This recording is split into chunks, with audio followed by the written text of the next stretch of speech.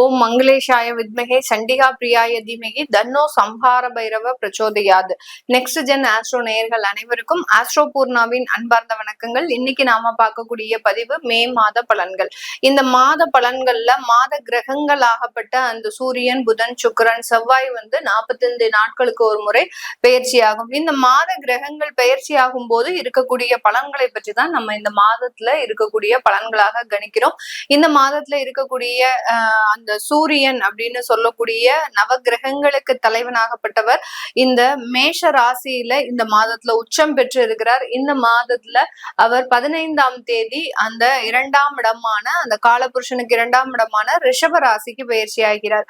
அந்த 15ஆம் தேதி பயிற்சி ஆகும் போது அந்த மேஷ ராசியில இருக்கக்கூடிய அந்த சூரியனோடு சேர்க்கை பெற்று இருக்கக்கூடிய புதனும் அதே 15ஆம் தேதி ரிஷப ராசிக்கு பயிற்சி ஆகிறார். மாதத்தின் பிற்பகுதியில் 30ஆம் தேதி மே மாதம் புதனாகப்பட்டவர் தன்னுடைய சொந்த வீடான அந்த மிதுன ராசிக்கு பயிற்சி ஆகிறார். இந்த மிதுன ராசியில ஏற்கனவே குரு பகவான் இருக்கிறாரு. இவரோட சேர்ந்து அந்த ரிஷப ராசியில ஆட்சி பெற்று இருக்கக்கூடிய அந்த சுக்கிரன், மாத கிரகங்களில் முக்கியமான கிரகம் அப்படின்னு சொல்லக்கூடிய அந்த சுக்கிரன் ஆகப்பட்டவர் இந்த மிதுன ராசிக்கு 14ஆம் தேதி மே மாதம் பயிற்சி ஆகிறார். இந்த 14ஆம் தேதி மே மாதம் அப்படின்றது பாத்தீங்கன்னா இந்த ராசிக்கு குருவோட சேர்ந்து மிதுன ராசிக்கு குருவோட செயல்படக்கூடிய ஒரு டைம். அதனால இந்த குருவும் சுக்கிரனும் சேர்ந்து செயல்படும் போது அதிகப்படியான பண வரவுகள் அப்படின்றது அதிகப்படியான பேருக்கு இருக்கும். அடுத்து 12ஆம் தேதி மே மாதம், அதாவது இந்த மாதத்துல முதல்ல பயிற்சி ஆகக்கூடிய ஒரு கிரகம் அப்படின்னு பார்த்தோம்னா செவ்வாய் தான் பயிற்சி ஆகிறார். மீன ராசியிலிருந்து காலபுருஷனுக்கு 12ஆம் இடமான அந்த மீன ராசியிலிருந்து மேஷ ராசிக்கு தன்னுடைய சொந்த ஆட்சி வீடு இந்த செவ்வாய்க்கு. அதனால அந்த மேஷ ராசிக்கு பயிற்சியாகி வருகிறார். இந்த மாதத்துல பாத்தீங்கன்னா செவ்வாயாகப்பட்டவர் ஆட்சி பெற்று இருக்கிறார். அடுத்து பாத்தீங்கன்னா புதனாகப்பட்டவர் ஆட்சி பெற போறார். அடுத்து பாதி மாதத்தின் முற்பகுதியில சுக்கிரன் ஆட்சி பெற்றும் பிற்பகுதியில குருவோடு சேர்ந்தும் இருக்கக்கூடிய ஒரு கால சூழ்நிலை தான் இந்த மே மாதம் இருக்குது. இது எல்லாமே எந்தெந்த மாற்றங்களை ஒவ்வொரு ராசி என்பர்களுக்கு கொடுக்க போகுது அப்படின்றத இந்த பதிவுல தெளிவா பார்க்கலாம். இந்த சேனலை முதன்முறையா பாக்குறீங்க அப்படின்னா சப்ஸ்கிரைப் பண்ணிக்கோங்க, பெல் பட்டன்ல ஆல் ஆப்ஷன் சூஸ் பண்ணிக்கோங்க. துலாம் ராசி அன்பர்களுக்கு இந்த மே மாதம் எப்படி இருக்க போகுது? இந்த ராசிக்கு 7ஆம் இடத்துல சூரியனும் புதனும் சேர்க்கை பெற்று இருக்கிறாங்க. அடுத்து 8ஆம் இடத்திற்கு மாதத்தின் பிற்பகுதியில வர்றதுனால இந்த ராசி என்பர்கள் இந்த காலகட்டம் உங்களுடைய உயர் பதவிகள்ல சில பிரச்சனைகள் வரக்கூடிய ஒரு நேரமாக இருக்கும். அந்த பதவி வகிக்கும் போது ஏதோ ஒரு உயர்ந்த இடத்துல இருக்கிறீங்க, இல்ல ஒரு மேனேஜ்மெண்ட் போஸ்ட்ல இருக்கிறீங்க அப்படின்ற பட்சத்துல அந்த இடத்துல ரொம்ப நீங்க கேர்ஃபுல்லா டிசிஷன் எடுக்கணும். உங்களுடைய பதவிகளுக்கு பங்கம் வரக்கூடிய சில சூழ்நிலைகளும் வரக்கூடிய ஒரு நேரமாக தான் இந்த துலாம் ராசி என்பர்களுக்கு இந்த காலகட்டம் இருக்கும். ஏன்னா உங்களுடைய ராசி அதிபதியும் இது நாள் வரைக்கும் 8ஆம் இடத்துலதான் இருக்கிறாரு. அதனால இந்த 8ஆம் இடம் அப்படின்றது பாத்தீங்கன்னா அதிகப்படியாக ஒரு பிரச்சனைகளை கொடுக்கக்கூடிய ஒரு தருணமாக தான் இருக்கும். பிரச்சனைகள் அப்படின்னு பாத்தீங்கன்னா நீண்ட கால ஒரு தொந்தரவுகளை இந்த கோச்சார கிரகங்கள் ஒரு ஃபிராக்ஷன் ஆஃப் செகண்ட்ல கொடுத்துட்டு போறதுக்கு உண்டான ஒரு நேரமாக தான் இருக்கும். இந்த நீண்ட கால தொந்தரவுகள் அப்படின்னு பார்க்கும்போது ஏதாவது ஒரு அவமானங்கள், இல்ல கடன் தொந்தரவுகள், இல்ல நீண்ட நாள வியாதிகள் அப்படின்னு சொல்லக்கூடிய சில தொந்தரவுகளை கண்டிப்பாக கொடுக்கும். அதுலயும் பாத்தீங்கன்னா வழக்குகள் சம்பந்தப்பட்ட சில அவமானங்கள், கோர்ட்டு கேஸே பார்க்காதவங்க எல்லாம் இந்த துலாம் ராசி என்பர்கள் இந்த 8ஆம் இடத்துல சுக்கிரன் சஞ்சாரம் செய்யும் போது இதை பார்க்கக்கூடிய ஒரு தருணமாகவும், சூரியனும் அடுத்து 8ஆம் இடத்துல வர்றதுனால இந்த வழக்குகள் மூலமாக ஒரு கௌரவ பிரச்சனை அப்படின்றது ஏற்படுறதுக்கு உண்டான ஒரு நேரமாக இருக்கும். ஏன்னா இந்த சூரியன் பாத்தீங்கன்னா உங்களுடைய லாபாதிபதி அப்படின்னு சொல்லக்கூடிய அந்த மகிழ்ச்சியை கொடுக்கக்கூடிய ஒரு கிரகம். இந்த மகிழ்ச்சியை கொடுக்கக்கூடிய ஒரு கிரகம் 8ஆம் இடத்துல சஞ்சாரம் செய்யும் போது இந்த ராசி என்பர்களுக்கு இந்த மாதிரியான சில பாதிப்புகள் வரக்கூடிய ஒரு நேரமாக இருக்கும். அதனால உங்களுடைய சில விஷயங்கள்ல ரொம்ப கேர்ஃபுல்லாகவும், ஏதாவது ஒரு மறைமுகமான ஒரு உறவுகள் இருக்கு அப்படின்னா அந்த மாதிரியான சில விஷயங்கள்லாம் வெளிச்சத்திற்கு வரக்கூடிய ஒரு நேரமாக தான் இருக்கும்.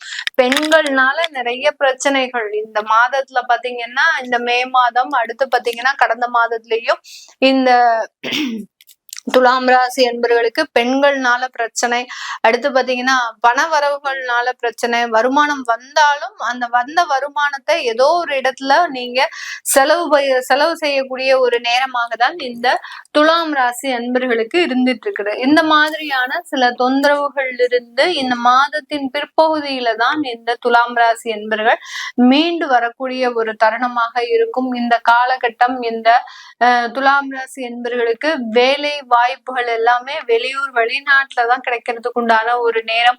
உள்ளூர்ல இருக்கிறவங்களுக்கு இங்க வேலை இழப்புகளும் ஏற்படக்கூடிய ஒரு தருணமாக இருக்கும். அந்த வேலை இழப்புகள்னால சிறிய அளவு பண பாதிப்புகள், அடுத்து பாத்தீங்கன்னா தேவையான அளவுக்கு கமிட்மெண்ட்டை நீங்க சீர் செய்ய முடியாத ஒரு சூழ்நிலை, யார்கிட்டயாவது நீங்க வாக்குறுதி கொடுத்துருக்கிறீங்க அப்படின்னா அந்த வாக்குறுதியை நிறைவேற்ற முடியாத ஒரு கால சூழ்நிலைகள் இதெல்லாமே ஏற்படக்கூடிய ஒரு தருணமாக தான் இருக்கும்.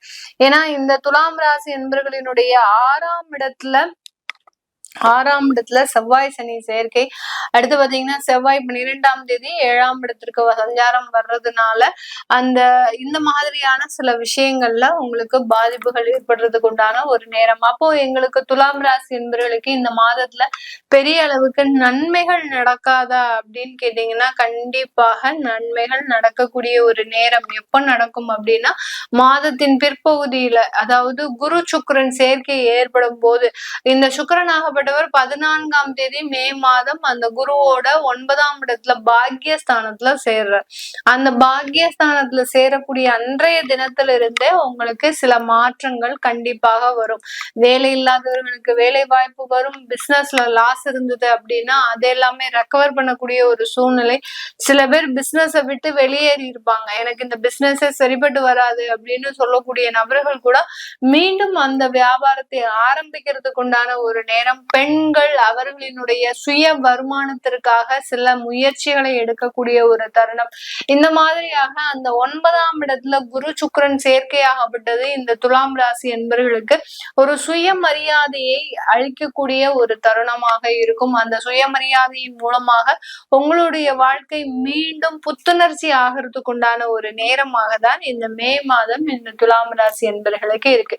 ஃபர்ஸ்ட் ஆஃப் எல்லாமே உங்களுக்கு, அதாவது ஏப்ரல் மே ஃபுல்லாவே உங்களுக்கு பெரிய பெரிய பாதிப்புகள் வந்தாலும் மே மாதத்தின் பிற்பகுதியில பாத்தீங்கன்னா அந்த பாதிப்புகள்ல இருந்து முழுமையாக விடுதலை அடைவதற்குண்டான ஒரு தருணத்தையும் இந்த கோச்சார கிரகங்கள் இந்த துலாம் ராசி என்பவர்களுக்கு முழுமையாக கொடுக்கக்கூடிய ஒரு தருணம். இந்த காலகட்டம் இந்த துலாம் ராசி என்பவர்கள் தன்னுடைய குடும்பம் ரீதியான சில விஷயங்கள்ல முக்கியமாக முடிவுகள் எடுக்கக்கூடிய ஒரு தருணம். குடும்பத்துல இருக்கக்கூடியவர்கள் வெளியில போய் சம்பாதிக்கிறதுக்கு உண்டான ஒரு நேரம். அவர்கள் கொடுக்கக்கூடிய வருமானத்தை வச்சு நீங்க இன்வெஸ்ட்மெண்ட் பிளான் எல்லாம் போடக்கூடிய ஒரு தருணம். ஏன்னா 2ஆம் வீட்டு அதிபதி 7ஆம் இடத்துல சஞ்சாரம் செய்ய போறாரு. அதனால குடும்பத்தினுடைய வருமானம் அதிகரிக்க போகுது, அதனுடைய முதலீடு அப்படின்றது அதிகரிக்க போகுது. இதெல்லாம் இருக்கும்போது இந்த காலகட்டம் குடும்பத்துல இருக்கக்கூடிய சில முக்கியமான முடிவுகளை இந்த துலாம் ராசி என்பர்கள் எடுக்கக்கூடிய ஒரு தருணமாக இருக்கும். நிறைய துலாம் ராசி என்பர்கள் பாத்தீங்கன்னா அவர்களினுடைய அம்மாவோடு சேர்ந்து வாழ முடியாத ஒரு சூழ்நிலையில இருப்பாங்க. அம்மாவினுடைய ஒரு பாசத்திற்காக ஏங்கக்கூடிய ஒரு நபர்களாக இருப்பாங்க. ஆனா அவர்களோடு சேர்ந்து வாழ முடியாத ஒரு சூழ்நிலை. இப்படிப்பட்ட நபர்களுக்கு எல்லாம் இந்த மாதம் கொஞ்சம் சாதகமாக இருக்க போது உங்களுடைய பெற்றோர்களோடு சேர்ந்து வாழக்கூடிய ஒரு தருணம். அந்த பெற்றோர்கள் மூலமாக உங்களுக்கு நிறைய ஒரு வளர்ச்சிகளும் இருக்கக்கூடிய ஒரு நேரமாக தான் இந்த துலாம் ராசி என்பவர்களுக்கு இருக்கும். இது எல்லாமே பாத்தீங்கன்னா இந்த துலாம் ராசி இவர்களினுடைய கோச்சார நிலவரப்படி சொல்லியிருக்கிறோம். இப்போ இந்த துலாம் ராசி என்பவர்கள் நிறைய பேர் என்ன சொல்லுவாங்க அப்படின்னு கேட்டீங்கன்னா, மேடம் நீங்க மாதம் சொல்றீங்க, ஏதோ ஒரு பலன் சொல்றீங்க, அந்த பலன்ல இருக்கக்கூடிய ஒரு விஷயங்கள் கூட எங்களுக்கு நடக்க மாட்டேங்குது. நான் நிறைய எங்களுடைய சொந்த வாழ்க்கையில, அதாவது திருமணம் சம்பந்தப்பட்ட வாழ்க்கையில என்னுடைய கணவர் என்னை ஏமாற்றிட்டார், என்னுடைய மனைவி என் கூட சேர்ந்து வாழ்றது இல்ல, எங்களுடைய குழந்தைகள் இல்ல, இப்படி குடும்பம் ரீதியாக நிறைய பிரச்சனைகளை அனுபவிச்சுட்டு வந்துட்டு இருக்கிறோம். இது காணாத குறைக்கு எங்களுடைய வேலை அலுவலகத்திலையும் நிறைய தொந்தரவுகள். இந்த மாதம் வேலை போயிருமோன்னு எனக்கு பயமா இருக்கு, இந்த மாதம் வேலை போயிடுச்சு அப்படின்னா நாங்க அடுத்து எங்களுடைய வருமானத்திற்கு என்ன செய்வோம், எனக்குன்னு சேமிப்பு இல்லை, நான் என்னுடைய குடும்பத்திற்காக நிறைய செலவு பண்ணி இப்போ எனக்குன்னு ஒரு சேவிங்ஸ் இல்லை. இப்படி ஒவ்வொரு சூழ்நிலைக்கு ஏற்ற மாதிரி இந்த துலாம் ராசி என்பவர்கள் தன்னுடைய வாழ்க்கையில அந்த கஷ்டத்தை அனுபவிச்சுக்கிட்டே இருக்கிறீங்க, அதுக்குண்டான நிவர்த்தி எங்களுக்கு இந்த கோச்சார நிலவரப்படி ஏன் கிடைக்கல அப்படின்னு கேட்கக்கூடிய நபர்கள் உங்களுடைய பிறந்த கால ஜாதகம், அதாவது சுய ஜாதகம்னு சொல்லக்கூடிய உங்களுடைய பிறந்த நேரம், பிறந்த இடம், பிறந்த வருடம் இதை வச்சு ஒரு ஜாதகம் கடிச்சிருப்பாங்க. அந்த ஜாதகத்துல தசாபுத்தி அமைப்புகள் படி உங்க பலன்கள் நடந்துட்டு இருக்கும். அப்படி அந்த கெடுதலான பலன்கள் நடக்குது அப்படின்ற பட்சத்துல நீங்க உங்களுடைய சுய ஜாதகத்தை பார்த்துட்டு இதற்குண்டான நிவர்த்திகள் அப்படின்றது கண்டிப்பாக இருக்கும். ஜோதிட ரீதியாக எந்த பிரச்சனைக்குமே தீர்வு இல்லாம கிடையவே கிடையாது. எல்லா பிரச்சனைக்கும் தீர்வு இருக்கு. உங்களுடைய மருத்துவ வியாதிகள் இருக்கா, அதுக்கு தீர்வு இருக்கு. கடன் இருக்கா, கடனுக்கு தீர்வு இருக்கு. அடுத்து பாத்தீங்கன்னா குடும்பத்துல பிரச்சனைகள் இருக்கா, அதுக்கும் தீர்வு இருக்கு. இந்த மாதிரியாக ஜோதிடம்ன்றது ஒரு அறிவியல் சார்ந்த ஒரு விஞ்ஞானம் தான். இதற்கு தீர்வுகள் நம்மளுடைய வாழ்க்கையில நடக்கக்கூடிய பிரச்சனைகளுக்கு இதன் மூலமாக தீர்வு அப்படின்றது கட்டாயம் இருக்கு. அதனால அந்த சுய ஜாதகத்தை நீங்க பார்க்கும்போது அதற்குண்டான ஒரு தீர்வுகளும் உங்களுக்கு கிடைக்கும். அதை பார்க்கணும் விருப்பப்படுறவங்க கீழே இருக்கிற நம்பருக்கு வாட்ஸ்அப்ல அப்பாயின்மெண்ட் வாங்கிக்கிட்டு நீங்க கன்சல்ட் பண்ணிக்கலாம். உங்களுடைய குழந்தைகளுக்கு ஜாதகம் எழுதணும், நியூமராலஜி படி பெயர் வைக்கணும்னு நினைக்கிறவங்களும் கீழே இருக்கிற நம்பருக்கு வாட்ஸ்அப்ல மெசேஜ் அனுப்புங்க. அதற்குண்டான விவரங்கள் தெரிய வரும். உங்களிடமிருந்து விடைபெறுவது உங்கள் ஆஸ்ட்ரோ பூர்ணா. நன்றி, வணக்கம்.